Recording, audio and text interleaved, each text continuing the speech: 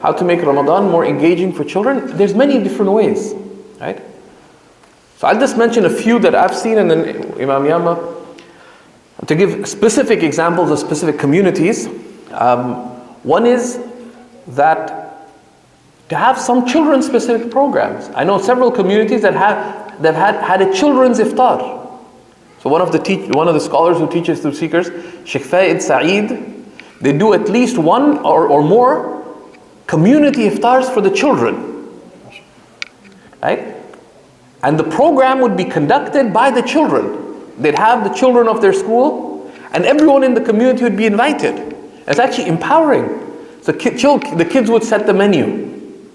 Of course, the parents would arrange. And they're little kids, like 10, 12, set the menu. They'd have one of the kids from the Islamic school, they would themselves agree on the program. But they said there's some parameters. There'll be someone giving a talk, someone will read Quran, but keep it brief, right? And someone will sing a nasheed, and they have their time, and you give them the responsibility, right? And this is something that, so that's one example, right, of involving in the religious components of the prayer itself. In Toronto, in Ramadan, especially, the former head of the Canadian Council of Imams, Imam Hamid Salimi, one of the most distinguished Canadian Muslim scholars, is on the Muslim 500 and so on. One thing he does is they get children, for example, to give the adhan.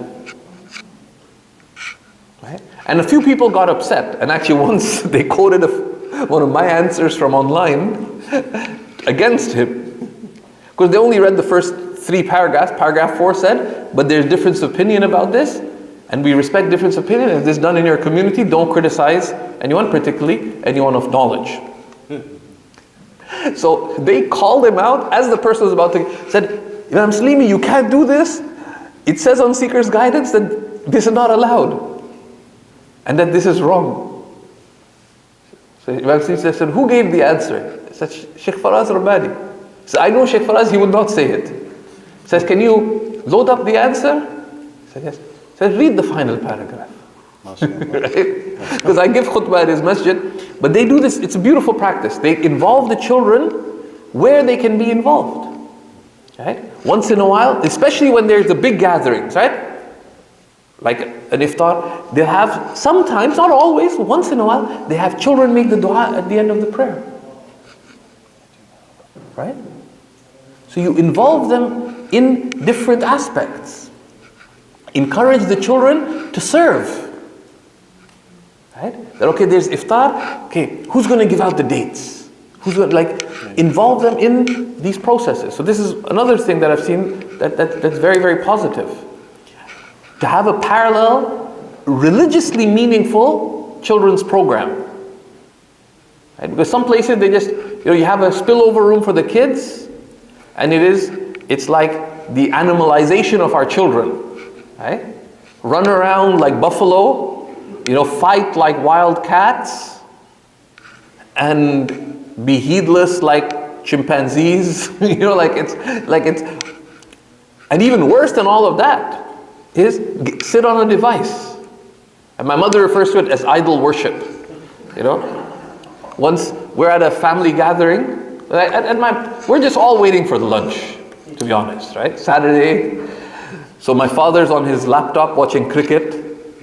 My brother-in-law was on his BlackBerry, this a few years ago. My brother was on an iPad. I was on my iPhone. My mother comes in and says, what is wrong with it? Why do I have a bunch of idol worshippers in my living room? And she walked to the kitchen. So I asked, Ammi, why are you calling us idol worshippers? She said, what do idol worshippers do? They have a small black object in front of them, and they give it all their attention. Right? Right? And it's not shirk, it's not. But your child's at the masjid, what are they doing? They're playing video games. And actually see what video games they're playing. Right? Right? Have a religiously meaningful children's programming. Right? And not like give a 2-hour dars, right? But there's many wholesome things they can do. There's many wholesome things they can do. And invest in that as a community. Have good services and so on, right? We have a number of couples in Toronto who do provide this service. A good friend of mine, they have storytelling, they have other activities, all kinds of positive engagement for the children. Have classes catered specifically to children in a way that is appealing to them. And let them enjoy and celebrate. So that's important. But also parents should take responsibility as well, right? You are responsible for your child. So one of the practical things is that the parent who takes care of the child, when you pray, have the child pray next to you. But then pray slightly to the side and to the back. Right? You go first row, the kid's in the first row, right? And your child, especially when they're acting up, our kids sometimes are angelic, and sometimes they're not quite angelic. So when they're not quite angelic, pray at the back. And then if they start, there's a minor disturbance, but if they start making significant noise, etc., then break your prayer. Break your prayer. You have the full reward of your intention. You have the full reward of your intention. Break your prayer, attend to your child's need, and then pray over. And even if you miss the congregation, you have greater reward. You have the reward of the prayer you had begun and intended, and then the reward of taking care of the interests of others, and the reward of the second prayer you did. So you didn't lose out on anything. But what we found as a family, like if you take children to the Masjid or a class, take activities with you. Take enough activities that will keep them positively occupied. So they'd love it because we'd keep the best activities, like they had coloring books and the best ones my wife would keep aside for when we're going to some program.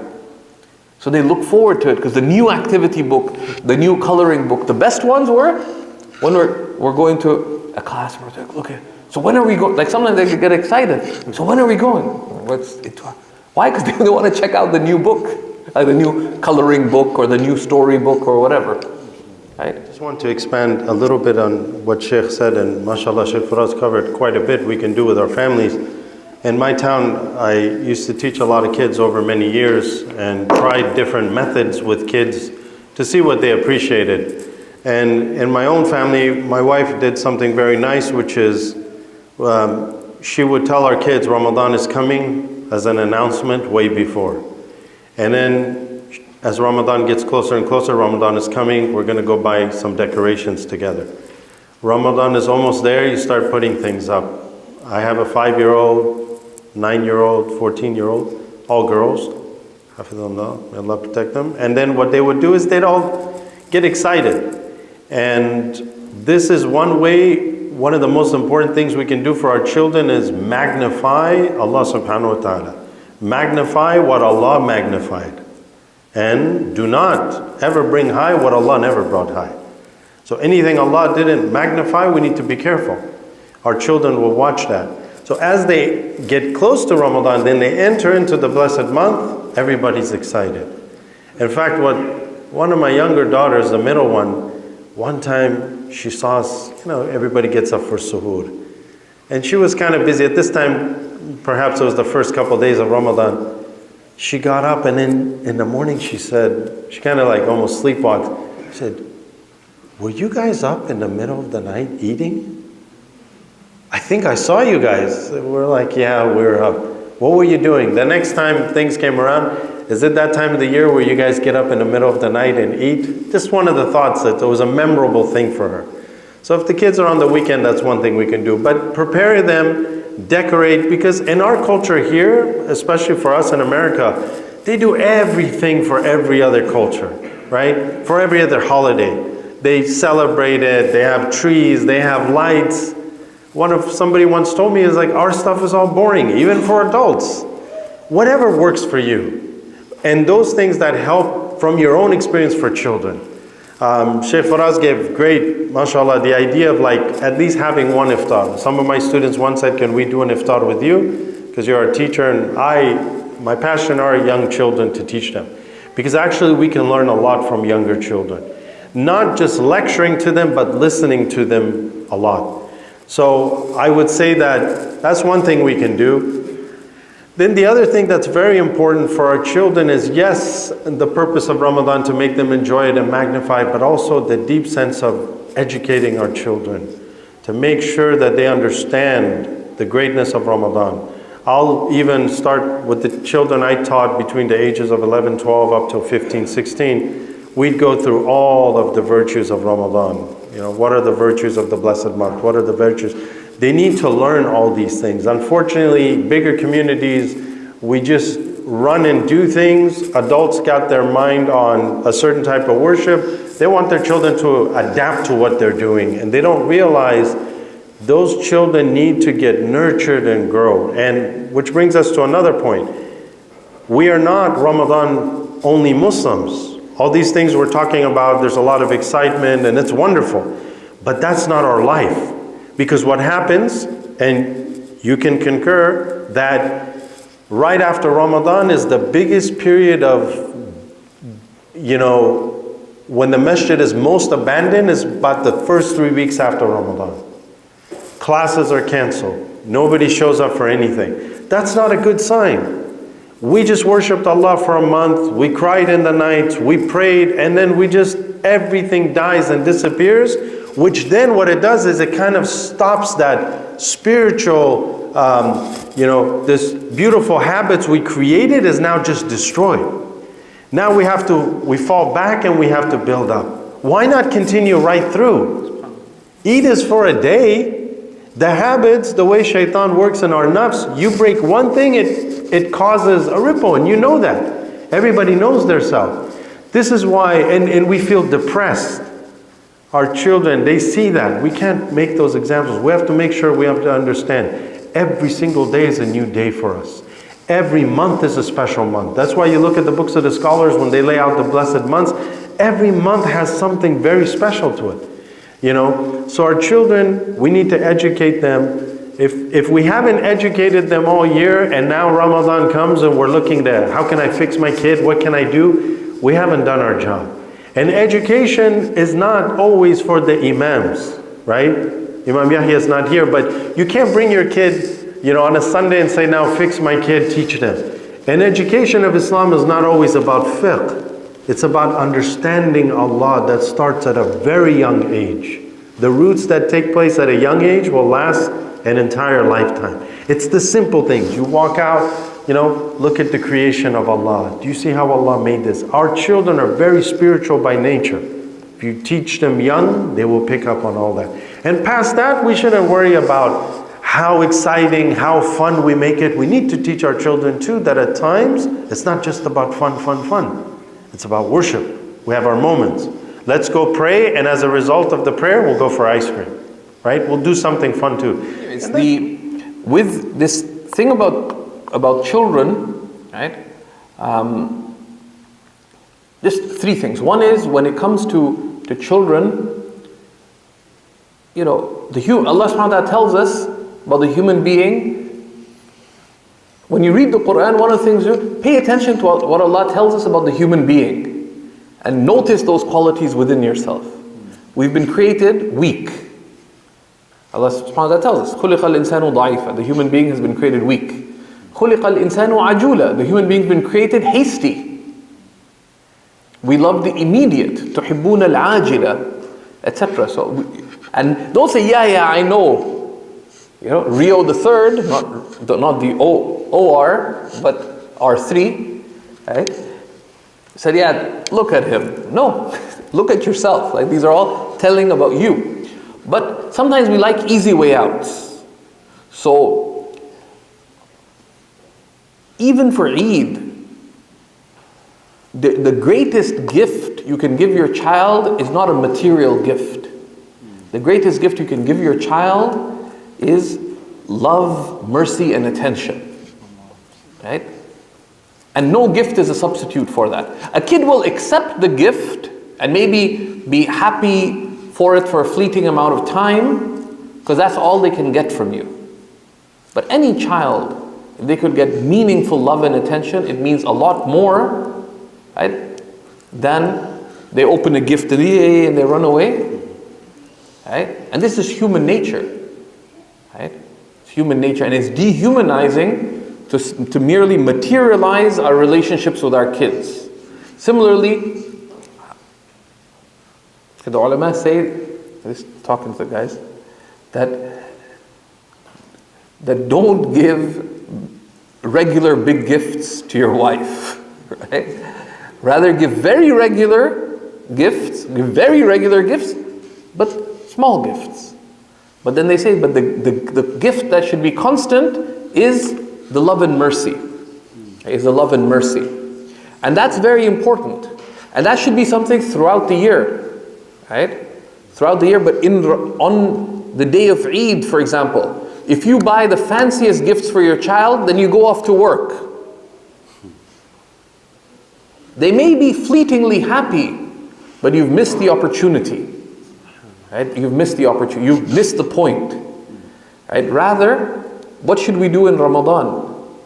Wake your child up once in a while for iftar, depending on the age of the child. And make it memorable. How? Not by making it exciting. Some of you are boring, I'm sure. You don't get excited. So you don't have to fake it. Be yourself, but be loving. One of the amazing things that's neglected, and I discussed this with a number of scholars of Quran, what we can call ayatul shadi, the verse on marriage from Surah Al-Rum, right? وَمِنْ آيَاتِهِ أَنْ خَلَقَ لَكُم مِّنْ أَنفُسِكُمْ أَزْوَاجًا. From Allah's signs is that He created for you from amongst yourselves spouses. And خَلَقَ لَكُم. Where does this damir go back to? When it says has created for you, what does the you refer to?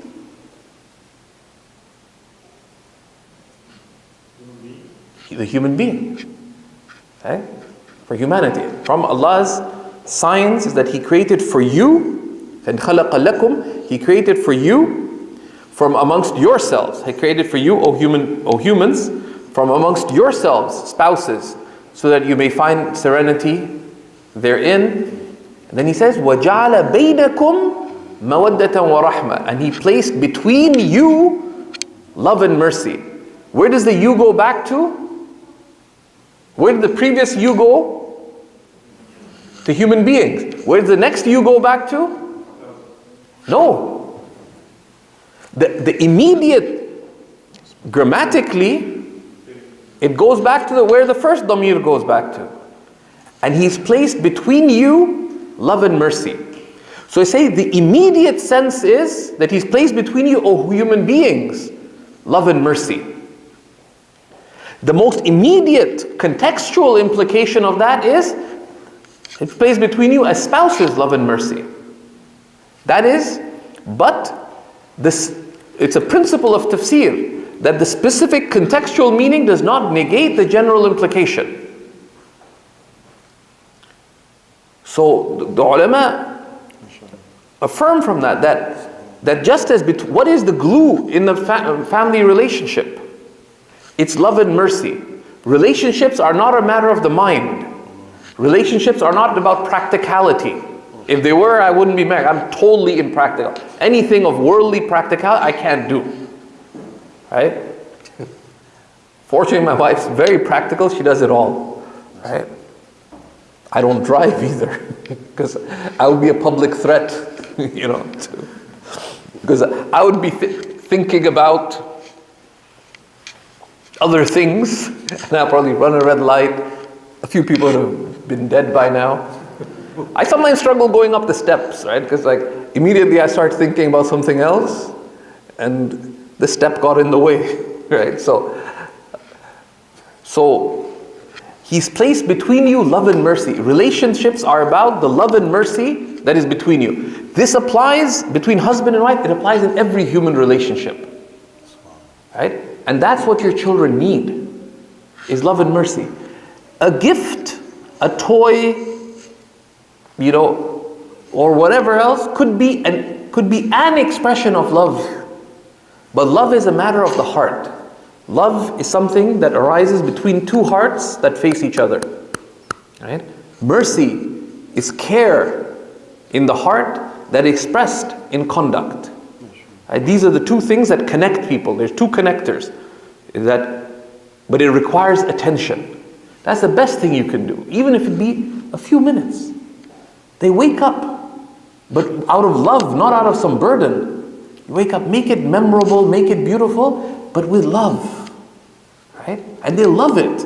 And then yes, you make them, the pancakes they like or whatever else, make it special, but give them that attention. Don't be on your smartphone. Let's say you read some hadith, you decide to put Ramadan inspirations.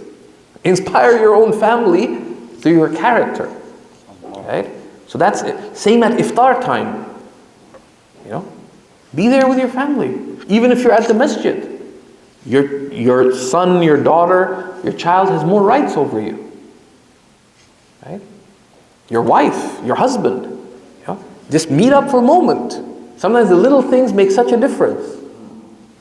So we need to make Ramadan lovingly memorable for your children. Even amongst spouses. Make it lovingly memorable.